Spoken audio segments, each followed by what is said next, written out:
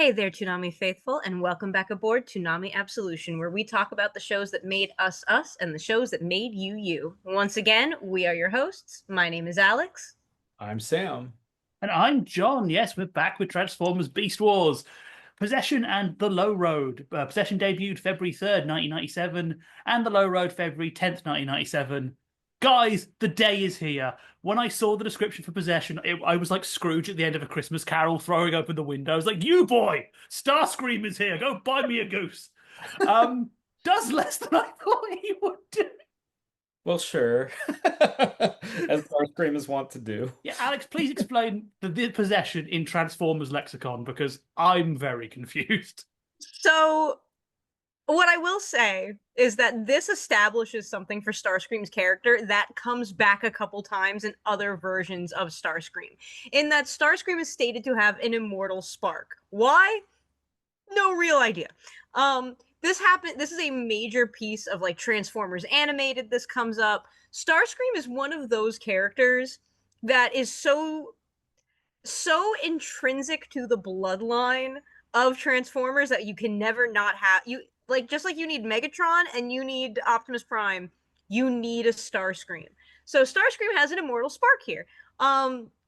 Essentially what this means is that if you watch the 1986 movie, for those of you who did not, Megatron is turned into Galvatron during that movie, and Starscream, seeing that Megatron has been offline, has declared himself leader of the Decepticons. And when he comes back as Galvatron, he kills Starscream, but good. But his spark did not die. So somehow, some way, at some point, his spark went back in time and possessed Waspinator. What will make this very funny is you will see Starscream's exoform later on in this show. Ah, There's a lot to unpack here because, yeah, like Alex was alluding to, this isn't just like the ghost of Starscream possessing Waspinator. This is like G1 Starscream going through time possessing Wasp. There's a lot to unpack, just like yeah, like this is like the first time we've had sort of official confirmation this is in continuity with G1 Yeah. because we are literally so yeah, as he's right, that bit he's talking about with Galvatron and Omicron. Or is that the COVID? Unicron. Unicron. That's the COVID thing I'm thinking of. That is from the movie. So this is like all in continuity. We kind of get this first confirmation because like they're all like, oh, his records were sealed by the Maximal Elders. Because turns out Dinobot and Black Arachnia also have humanities degrees. Who they know a lot about history, so they know this guy. But we know Dinobot has a humanities degree. We know that. Didn't have him pegged as a historian. I thought he was more like an English lit kind guy. He's both. He can be yeah, both. the important thing is he doesn't have his own like lab in the, Predacon world. So he's like, well, I'll just do social studies. Black I'll just Arachnia read. has both because she's just that cool. Yeah.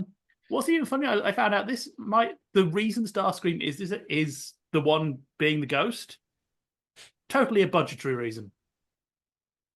So on the commentary for the Madhouse DVDs, they have Ben Yee and Bob Forward doing an interview, and basically Bob Forward says the original idea was that an Autobot was going to possess one of them, not a Decepticon. But we abandoned it early on because we already had a model of Starscream made for the web when Cheetor has his death dream. We already had the Starscream model. And then what's even funnier is Ben Yee, who was from what I can tell, he was a Transformers fan who ended up becoming sort of a big part of the production team. He gave all the information about Starscream to the writers. The writers didn't know who Starscream was. They're all going off his crib sheet. Hence why the Air Commander thing was added, because that was something from the toy packaging that Ben Yee just really liked.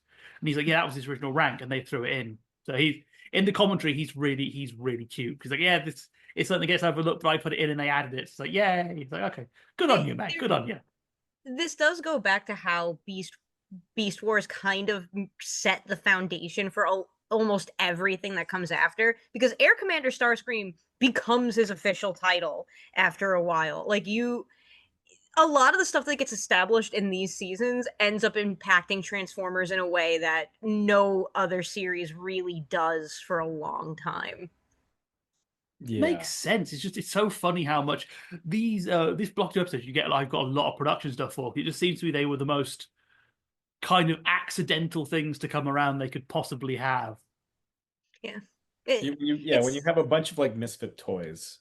it's interesting too because Starscream's original voice actor from the 1980s, he actually passed away in 1995.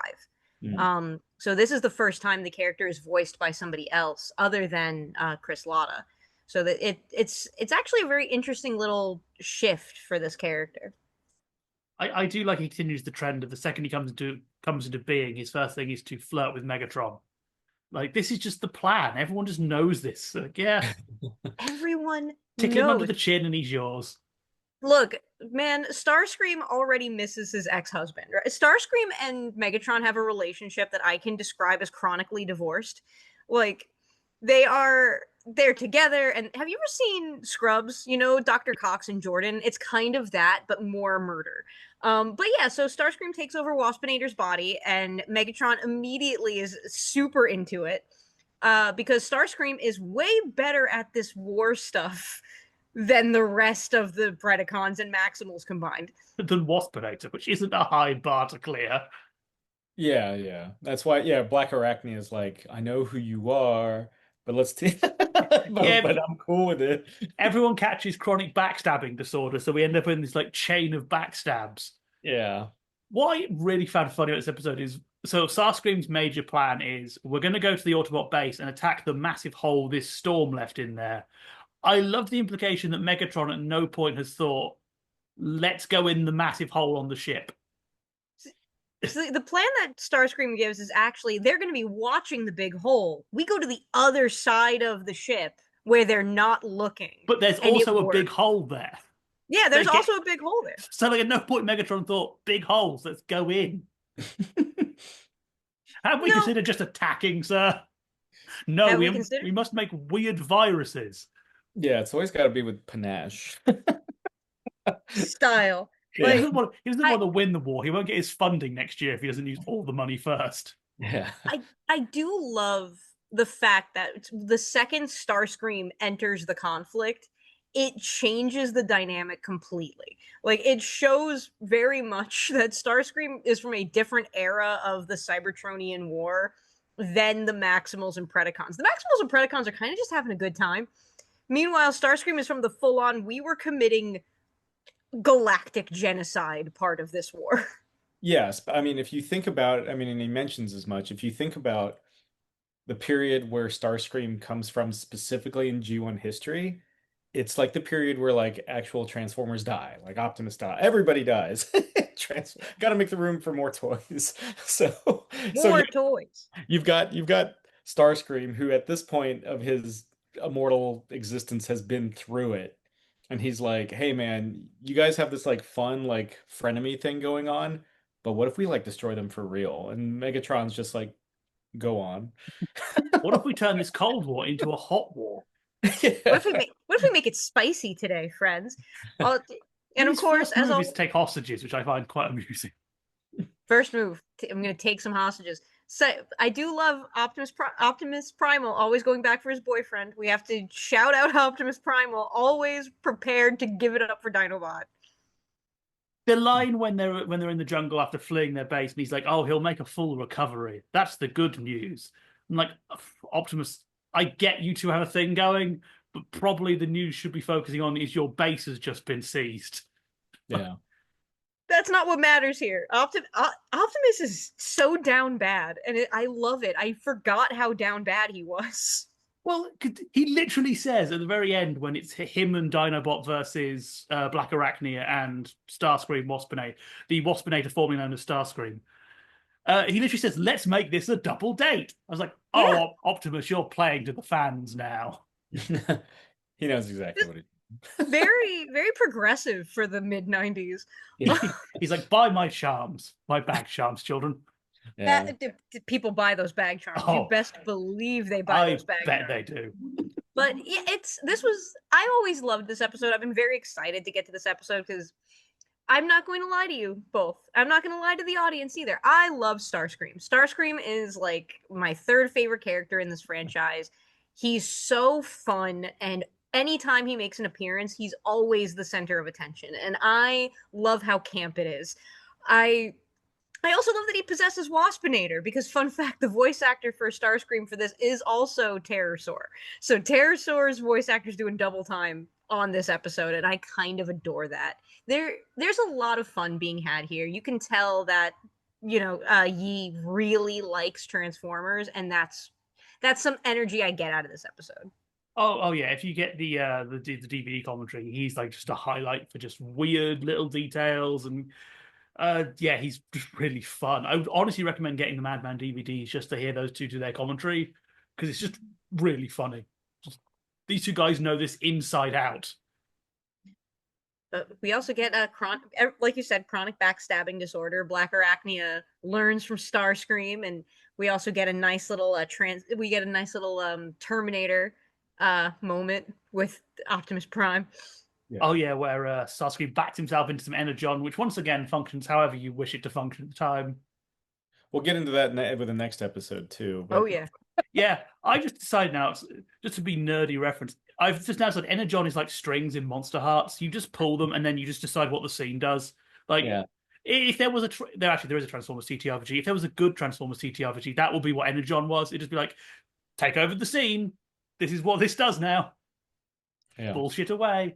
Bullshit away. Talking of Black Arachnia, she does bring up something interesting. Is note how Megatron is surprised by her treachery when she's already backstabbed him once. And then you'll also notice that Inferno isn't in this episode either. Nope. So, yeah, this was earlier originally, and we have confirmation of this. Larry DiTillo, in a Google Groups Q&A, someone asked him about it, why Inferno just doesn't appear. And he was like, there were episodes in which characters were introduced, specifically Inferno, in a previous episode and then does not show up in later episodes.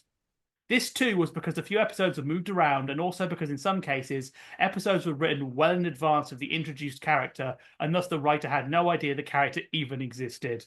In one or two cases, we covered this with lines, but with Inferno, we just decided to assume he wasn't there, and during the time of the episode's actions, he probably was off flaming little animals or something. I think yeah. I think Possession was the 19th episode produced. As this is at the 21st episode to air, but I think it was technically made 2 episodes ago. Yeah, and based on how Yi talks, I get the feeling this was something they were considering early. So this script probably went into production way before Inferno was added, and probably before they decided what Black Arachnia was actually going to do. There's another kind of fun joke in one of the interviews I found this as well. Do you know when Optimus is chained to the wall? Do you think that's weird? They just capture him. We just weld him to the wall, which is really funny. Yeah. Apparently, that isn't how that was meant to play out originally. Oh. So during their commentary, Yi and Ben Forward say the original idea was to have him to break out using, and I quote, the tools and dexterity of his beast mode appendages, but the animator's changes to just him busting out, possibly due to time and budgetary constraints. Yeah, I mean, he's a silverback gorilla. Like, of course he can just bust out. I'm really sad we didn't get the scene where Starscream was like, how do we capture this? We've already got Dinobot in that pod. Do they have a prison? No, just weld him to the wall. Yeah. There's an old Earth writer from my time called Edgar Allan Poe, and he taught me what to do in these situations. See, I'm just what I love about it is the line that happens before. It's like, put them in the brig or somewhere. Like, Starscream has no idea where to put anybody. And that's another thing I love about this character, is he's so convinced he can do this leadership thing, but he's so bad at it at every turn. And it's why in the IDW comics, when they make him president of Cybertron, that it makes it even more funny. Oh, I wouldn't vote for him. Well, to be fair, he technically got a Klingon promotion out of that by killing somebody behind the scenes and pretending that person got killed a different way. Long story. But then we get the fart episode. Oh, the Low Road is an episode which I would call an emotional roller coaster. Coming off of Possession, the Low Road is the Low Road. The Low Road definitely feels like this was a script we had early on designed to be shuffled into any position we need it in later down the line. Because yeah. I even did it out of the way. This whole episode is that Rhinox gets hit with the virus that makes him sneeze energon, but the virus functions like the face hugger, so it glues to your face, shoves a tube down your mouth, then fills you with what I'm only going to describe as tarantulas' fluid. Ugh, If you ugh. know the metaphor for what the face hugger represents, this raises all sorts of questions about Bob Forward and his relationships. Ooh. But it is also consistent with who Tarantulas is. Tarantulas it does want to shove himself down your throat. He is the type. He does And have a secret underground hideout. and the beauty of Transformers is like with any robot thing, they're robots, so you can kind of get away with anything. He can shove fluid in them. Oh, Yeah. I don't. The Sorry. word fluid makes it worse. Fluid. I don't know why. Fluid Also makes it worse. shove with that particular phase of matter. You're I, shoving fluid. well, because it's a plunger, because it does function like a syringe. You see it move down. Yeah, What? yeah, we Yeah. know how it works. Oh, but I was just Inject. bizarrely I like I. It's weird because this is the fart gag episode. It's like, okay, we're gonna have weird funniness, but then that scene is like animated far too harrowingly. Like if you were a little kid, I could see that giving you like a proper Oh, needle yeah. phobia for life. Like you're not going for your tetanus shots after seeing this. No. Thank God I didn't. Yeah. And of course, the best part is that later on, the cure is like one of those like little straw hats. Like he's at a baseball game. But Oh we do get a lot of fun Rat Trap and Dinobot this episode, and them having some vitriolic best buds moments. yeah, and Rat Trap firing a bean into Dinobot's bum, which is the inciting. Again, this whole episode starts because Rat Trap hits Dinobot on the butt. That's the inciting incident here. It is. It is the inciting incident. Do we want With to talk about how Rhinox saves the day? yes, Rhinox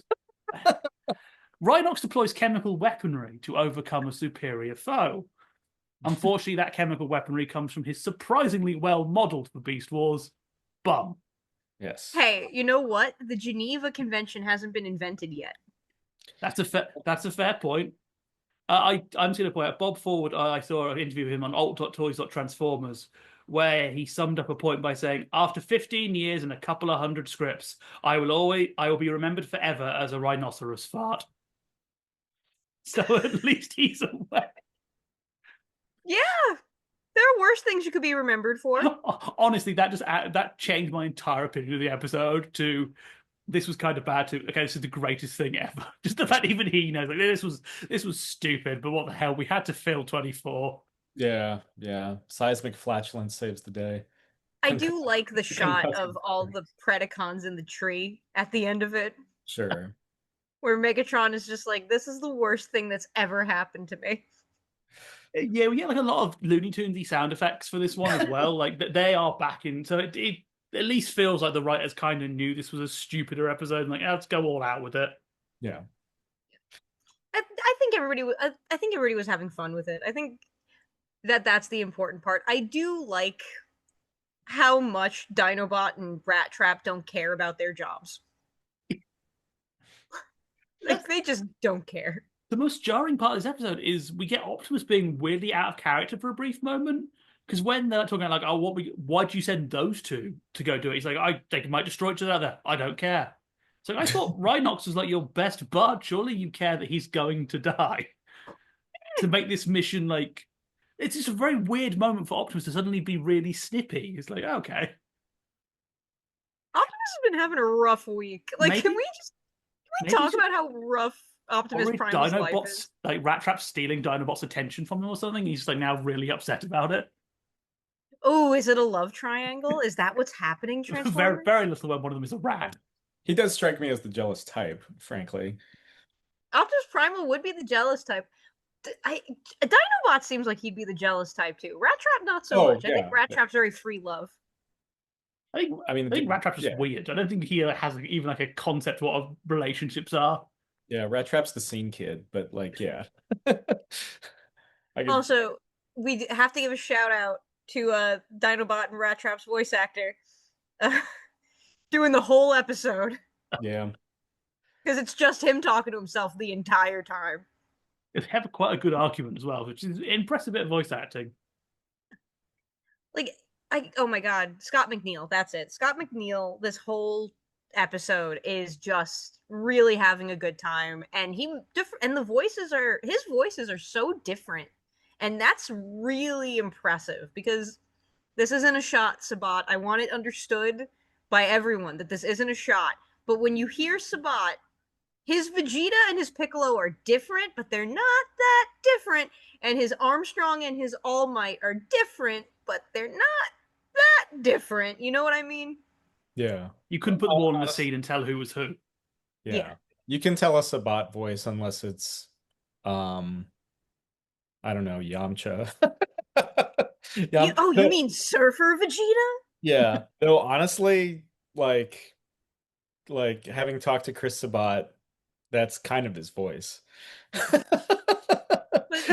I'm just saying, like, Scott McNeil being able to do basically this entire episode with these two drastically different voices is genuinely impressive. Yeah, it's basically a monologue, just those two bickering. There are some nice little. I'd like when they sort of come in but Dinobot takes Tarantula's hostage, and Megatron just shoots the hostage. That's a really fun character moment. I also especially love that Megatron's thing is that's a dirty Maximal trick. It's like, no, Megatron, I think that might be one of yours. But I kind of love it. I get it's probably just a flub, but I like it from like Megatron is so blind to his own methods. It's like, oh no, we wouldn't take hostages, we take prisoners. After Starscream had previously just the preceding episode been like, we should take hostages and be like, go for it. That's unsporting. I've got to dress up in a hat and hunt them when they're animals. Yeah. Megatron has an aesthetic, god damn it, and he is going to stick to the aesthetic.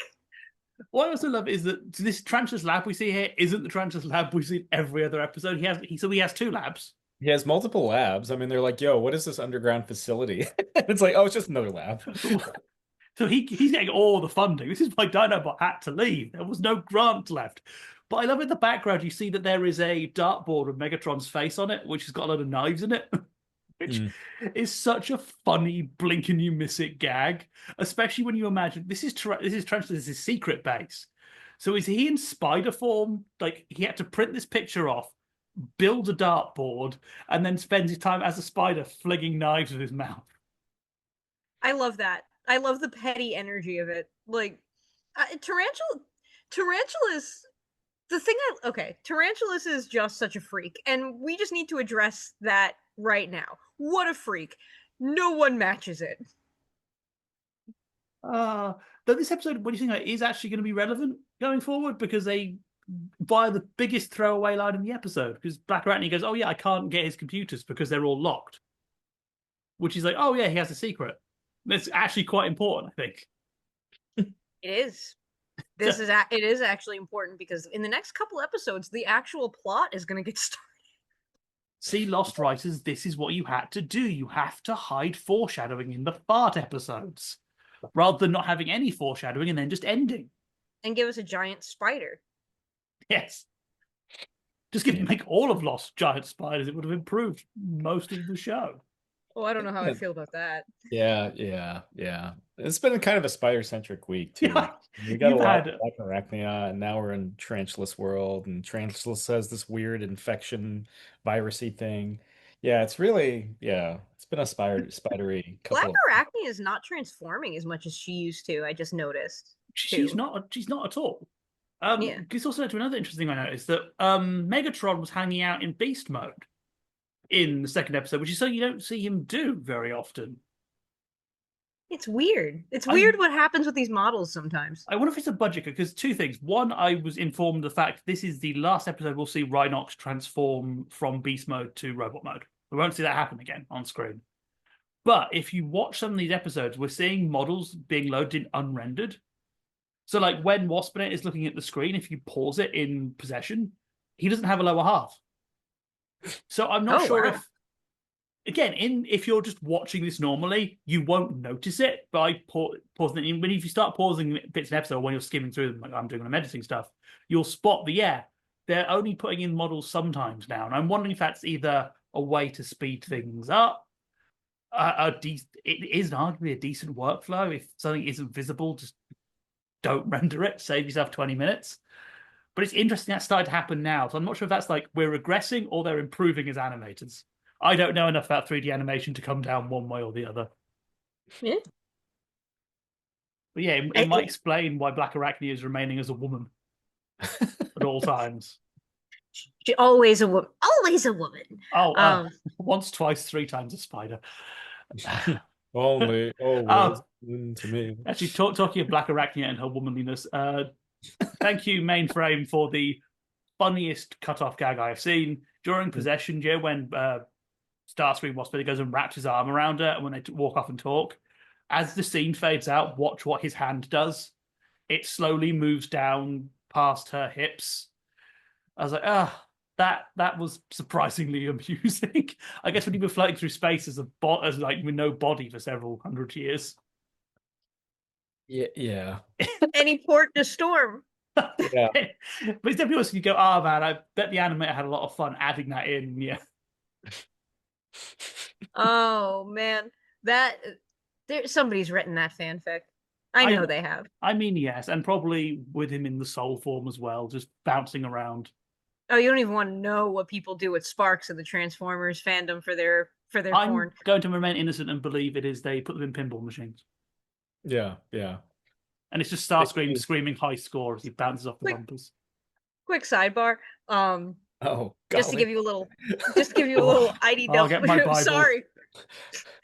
There's a little IDW thing. So at a certain point in the IDW comics, you see one of the villain characters remove the head and spark chamber from one of the other characters and keep them alive that way. Mm-hmm. It's horrifying. It is genuinely terrifying. This is the same character who says he can repair anybody at any point, but he's going to cut them in half lengthwise. So, it just made me think a little bit of that because body horror in Transformers is very big, and some really insane stuff happens. But as we come close to the end, not talking about the things that John's going to need the Bible for, what are your final thoughts? I mean, the first episode's great. First episode really kind of ties into the mythology in a big way. And, we had kind of gotten hints of it, I want to say like 13 episodes or 10 episodes ago, but this really pays off in a more direct way. And it's wild that we're starting to get the larger narrative of Beast Wars with like, I don't know, like 4 episodes left. Yeah. So yeah. Possession is just such a inherently strange concept and such a big swing for a cartoon to take. I can't help but love it.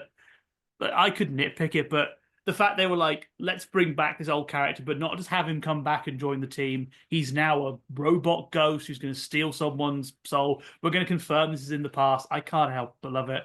Low Road I didn't enjoy because it is such a basic thing.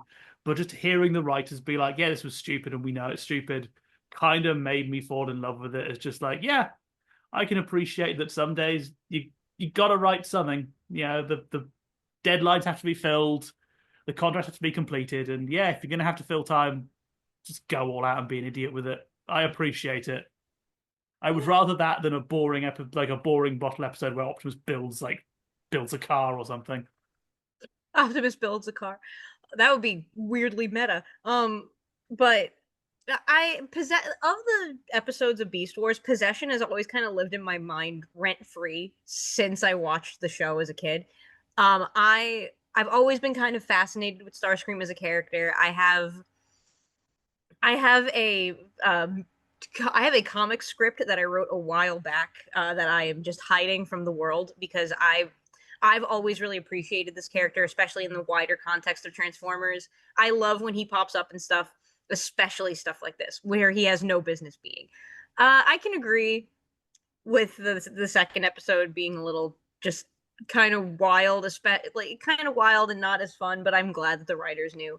It is going to be interesting because the show is about to take a massive tonal shift not in the next episode, but I believe in the last two, we're going to be making a big tonal shift for the entire series. Essentially, what happened halfway through season 2 of Reboot is about to happen here. And I'm very excited to share that. So, that does mean we are pulling into our final destination. That's right, it is time for us to disembark from Toonami Absolution. We want to thank you once again for joining us and talking about the shows that made us us and the shows that made you you. We have been your hosts. My name is Alyx. I'm Sam. And I'm John. And we'll see you next time. Bang.